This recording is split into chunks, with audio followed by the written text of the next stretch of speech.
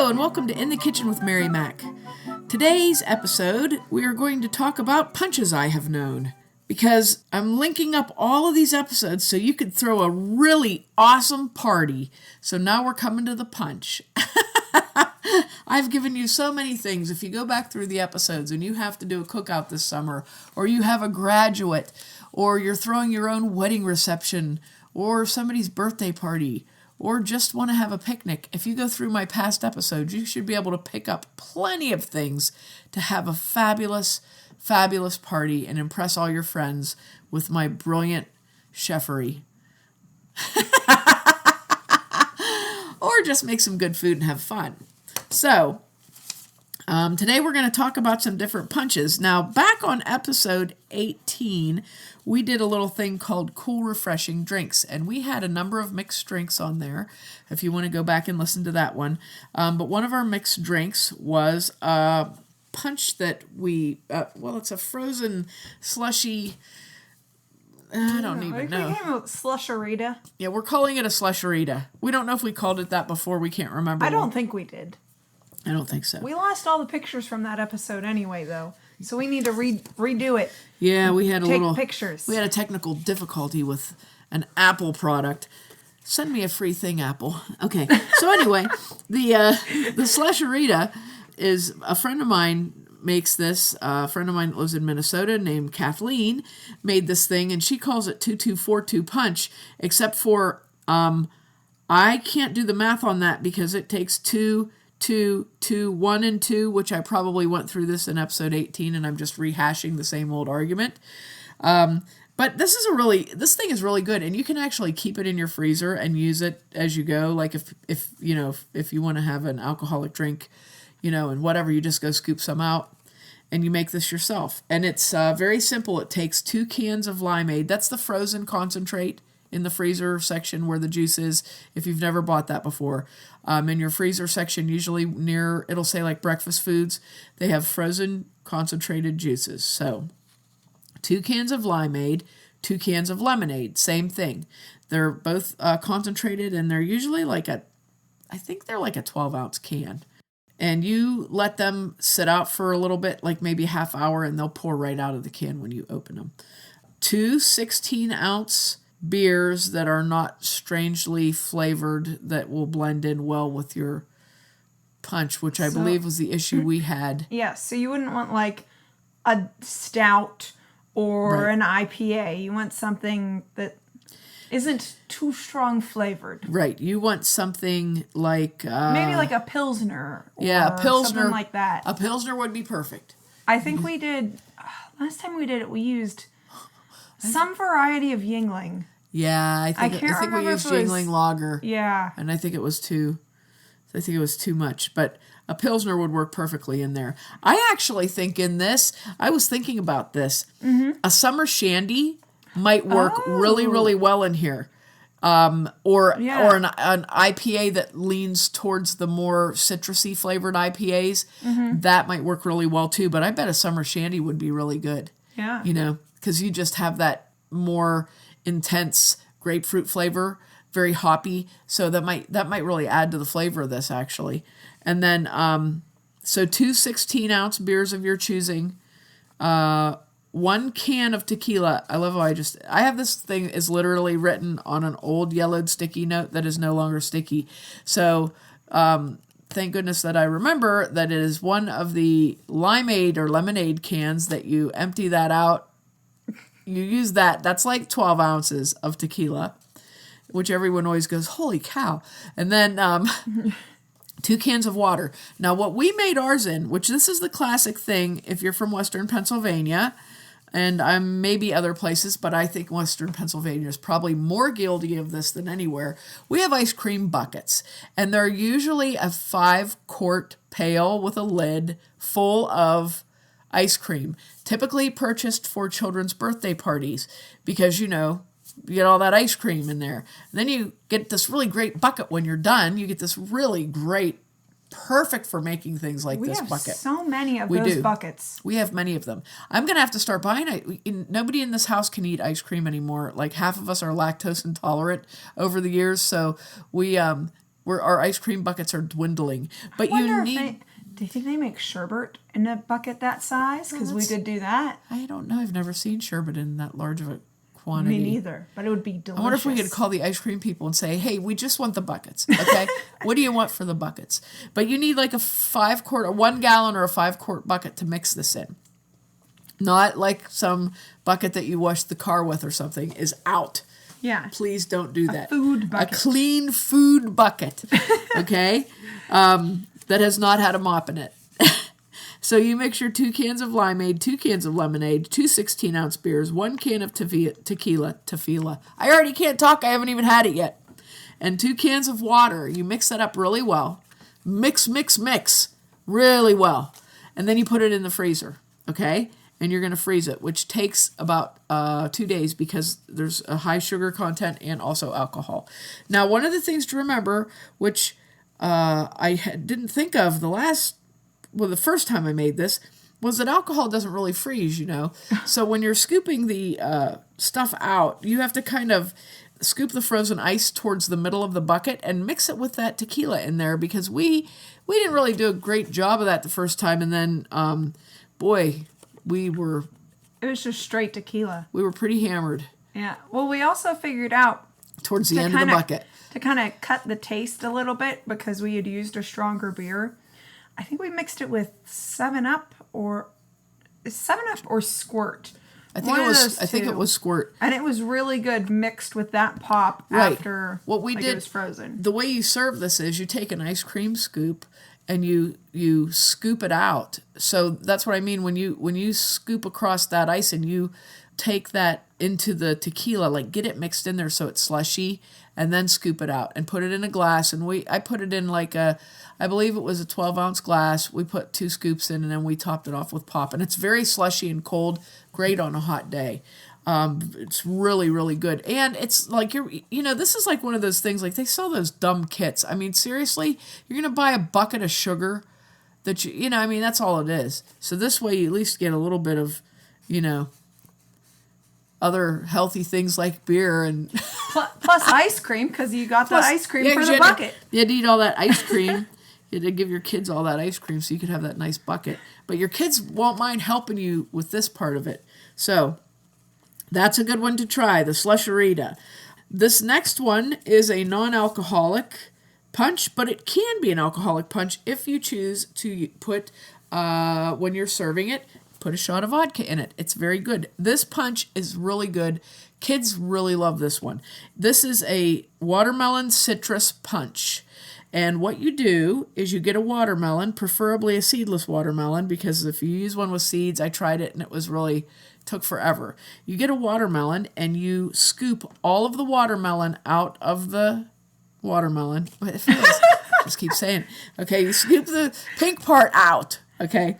And you get all the watermelon out, clean up all that other mess, and then you put the watermelon in small quantities in your blender and grind it up. And it forms a gritty pulp in there, okay, grinding up your watermelon. So you're grinding up all your watermelon. If you have another one of those buckets I just told you about, you put your watermelon in there and you freeze it. You can also freeze it in ice cube trays, which would be a great way to do this. If you froze the watermelon in ice cube trays and you had enough of them, it would work really well. You can freeze it in smaller containers so that when you pop it out, it's not as large of a chunk. But anyway, you freeze that watermelon, okay? And then once you do that process, you can make this whenever you want to. And my thought is if you made it in ice cubes, you could just put it in a glass. You could actually do this in a glass. But you take your frozen watermelon and you get a half a gallon of pink grapefruit juice. And typically, again, we used, one time we used Squirt in it. And one time we used carbonated citrus water. So you didn't have the extra sugar. And you make this into a punch. And the watermelon is, when it thaws, it goes throughout it. And it's just like these little crunchy ice crystals of watermelon. It's delicious. And we had that, everybody enjoyed it. It was really good and cold and refreshing. Like I said, if you wanted to freeze the watermelon in ice cube trays, you could literally put that in a glass, put your half a glass of grapefruit juice, half a glass of carbonated citrus water, or squirt, and put that in there, and now you've got a nice, cool, refreshing drink. It's very good. But as a punch, it's fantastic, and it's really a different punch, especially for a summertime party. Oh my gosh, it's a delicious punch for a summertime party. And the last time I did it in 4 small containers. I froze it and popped them out and put them in the punch bowl, and they were like floating in the grapefruit carbonated citrus water, and I broke them up some and put them in it. It was very good. It was very good. People really liked it because it was just very refreshing. It's so funny, but it's like really fizzy, and I think it's because the grapefruit juice is so tart that it makes the pop or carbonated water just seem fizzier or something. I don't know, but it's so refreshing. This one here is our family's go-to punch because my daughter Katie loves it so much, so we have to have it at everything. Birthdays, holidays, picnics, parties, whatever. This is the punch we have. And I just call this a kid's slushy punch. And it's so simple. You get a large can of grapefruit juice, which I want to say they're like 2 quarts size, or maybe 1.5 quarts. They might be a quart and a half. I mean, of pineapple juice. I think I said grapefruit juice. Yeah, this one is pineapple. Yeah, pineapple. So you get like the 46-ounce can of pineapple juice and shake it up real good. Make sure you get it mixed up. And again, we're going to use that ice cream bucket. I should sell these ice cream buckets, huh? If I sold these, I don't know. Maybe it'd be a thing to do. But you need to have that bucket, again, that holds about a gallon. Our freezer is full of 1-gallon buckets. Yes, our freezer is full of 1-gallon buckets. Oh, we love those 1-gallon buckets. Labeled and everything with whatever's in them. Slushy punch. I think one has Slusherita. Raspberries in it. Strawberries. Strawberries. Yeah. Yeah, so, you can never have enough 1-gallon buckets in your fridge. So the holiday punch is the 46-ounce can of pineapple juice, or whatever size they are, and 1 large size box of strawberry Jell-O mix, and water, basically. So you dissolve your box of strawberry Jell-O mix in 1 cup of boiling water, dissolve it, put it in your bucket. Then you open up your pineapple juice can and dump that in with your Jell-O that's been dissolved in boiling water. And then you take your pineapple can and rinse it out with some water, and you top that container up until you're about 1.5 inches from the top, and then put it in the freezer. Now you're ready whenever your party is. You just get, we use typically regular old ginger ale. You can use... we usually use the Canada Dry because it tastes better with the pineapple. Right, we like Canada Dry. You can use cranberry flavored ginger ale if you want a little bit more flavor. I think we've used 7-Up too. Yes, we've used 7-Up. And you can also make this sugar-free just by using sugar-free Jell-O. It makes a very nice sugar-free punch. If you have someone who's diabetic, or if you're not interested in having the sugar from the pineapple Jell-O in there. And this makes a very, very nice holiday slushy punch. That ice chunk floats forever in there, and you just chip. I take a really big, scary knife and cut it up into big pieces, and be careful doing that. I don't recommend everyone does that. If you have someone who can break it up for you, Again, this can also be done in ice cube trays, and that way it's easier to pop it out, or in smaller containers and just have them float. And you can also make it alcoholic by just putting your alcohol of choice into the punch. Yep. This is a good one this is also good with vodka. This would be good with vodka in it. So that's another one for you. This last one this punch is really good. This recipe comes from the Pacific Islands, and it is so good. It's just such a good thing. But it's called the Polynesian Refresher, and I'm sure also this could be alcoholic too. We could put alcohol in anything, I think. We really could. True, although we should not put any more into the Slusherita. No, that's got plenty. That's got a lot in there. So This oh my gosh, I can't. Polynesian refresher. It's 1 can of pineapple juice, 2 6-ounce or 1 12-ounce can of frozen orange juice concentrate, 1 frozen lemonade concentrate, and 1 frozen limeade concentrate. The same thing you used for the Slusherita. Okay? And then you take all those juices, the lemonade, limeade, orange juice, thaw them slightly, dump them into a punch bowl, dump in your pineapple juice into the punch bowl, rinse out, you have your little cans of juice, so use 1 can of water for each of those cans of juice, rinse them out, put them back in there. Yeah, that's 3 cans of water to it. And then, again, you can use a lemon-lime carbonated beverage of your choice. You can use carbonated citrus water. You can use, I think the last time that I did this, I used, there's a pop that has grapefruit in the name, and is it 50-50 or something like that? Yeah, 50-50 has grapefruit in it. I think that's what I used was 50-50. This is such a good punch. It's just, it's very fruity, very... Now, did this one you freeze in an ice cream bucket? No, you don't. Or do you just put it in the punch bowl? This goes straight into the punch bowl. This isn't frozen at all. And this punch looks really pretty if you want to put floating fruit in it, like orange slices. The one time I made this, I had it in a wider punch bowl, and I took an orange, a lemon, and a lime, or 2, and scrubbed them really well and sliced them into slices, and I had them floating on the top of the punch. And it was so good. It was just so good, but it's very, very refreshing, especially when it's hot out. So, there's that one, the Polynesian refresher. I hope you enjoy those. I hope you try them out. I really feel like, I don't know, I like punch myself. I like to go to somewhere and have punch because you don't have it all the time, and it feels like... It feels fancy. Yeah, it feels fancy. And it's like there's no party like a punch party. So,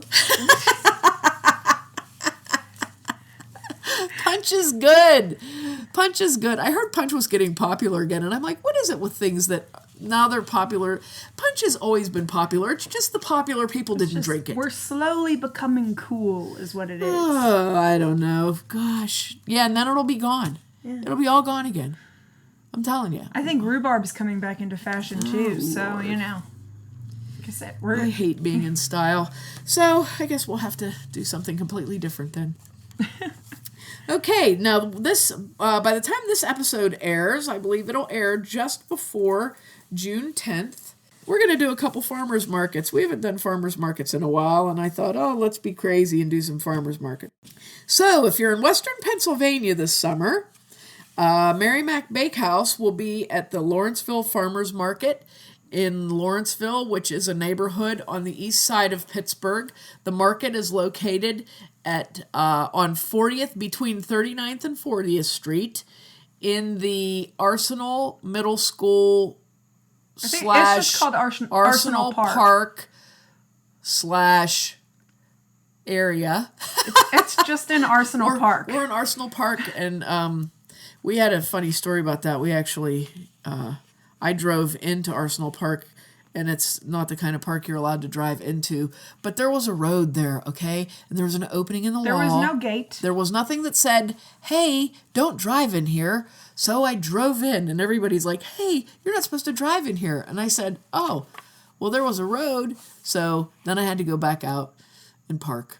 But anyway, I found it. So so we're going to try the Arsenal Park Lawrenceville Farmers Market. And so you can find us there. We'll have all of our baking mixes and dip mixes. And I think we're going to have caramels, homemade caramels. And cinnamon rolls. So come and find us at the Lawrenceville Farmers Market and say, hey, I heard about you on your show. And guess who else is going to be there? Guess who else is going to be there? Paul Farms. Paul Farms is going to be there with maple syrup.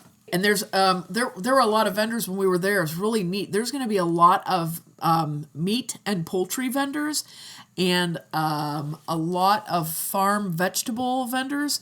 And there's a little vegan bakery startup that's going to be there, and soy candles. It's going to be a really great market, I think. They have a lot of They have a lot of interesting There's a big products. variety of big. stuff. There's going to be a big variety. And it's a nice park. It's almost all tree covered, so it's real nice and shady. So it should be, parking would be like, you would either park on 40th Street or 39th Street. There's also a health services place up at the corner, and if it's closed, then you could probably park there. But you didn't hear that from me. So we'll see you there. We're also going to be in the Elwood City Market, which is on, I believe it's on Beaver Street in Elwood City, that runs parallel to the main street of Elwood City, Lawrence Avenue. I almost couldn't remember the name of it. And that's a real nice little market. They have a couple of really good vegetable vendors with some nice vegetables that you normally would see. And then they have some really cool things like specialty eggplants, lots of different varieties of tomatoes and peppers, flowers. There's a cookie baker there. There's a goat milk soap person that the soap is excellent. And there's we're going to be there. We're going to also have, again, we're going to have our mixes. We're going to have cinnamon rolls and what else we're going to have there? Caramels. And I think that's about the same thing, but we'll be right next to Sperduti Farms. Actually, we'll be right next to the, if you find the restrooms there, look to the right. And that's where we are. And Elwood has music every week. So you get to you can go to the farmer's market and listen to some music and, walk around and enjoy yourself. And that particular market actually takes place in a parking lot. So you can park right in the parking lot. And, it's easy walking distance over there. Also, some of my baking mixes can be found at the fabulous Arlington Market in Newcastle, Pennsylvania, which is on Arlington Avenue on the east side of town. And that's Arlington Market is a small market. It's a meat market and meat and cheese market, and they have got the best cheese. I got a cheese tray from there last week. They have this smoked Gouda that, it's amazing. You could spread it. It's just amazing. I ate way too much Gouda. It was delicious, though. Was it so Gouda? It was. Yes, it was. Wow, I stepped right in that one. So if you're in Newcastle, Pennsylvania, check out the Arlington Market. They also have, I'll just say this because if you're Italian, you'll understand what I'm saying, but they have the Italian meat there, okay?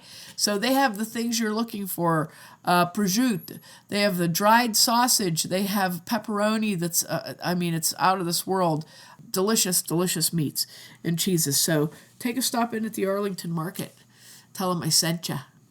You can find Mary Mac Bakehouse on Facebook at Mary Mac Bakehouse, Instagram at Mary Mac Bakehouse, Twitter at Mary Mac Mixes, and our website is marymacpodcast.com, and it has links to the store, other podcast episodes, there's a photo gallery, the recipe cards for a bunch of stuff we've made on the show, all kinds of stuff.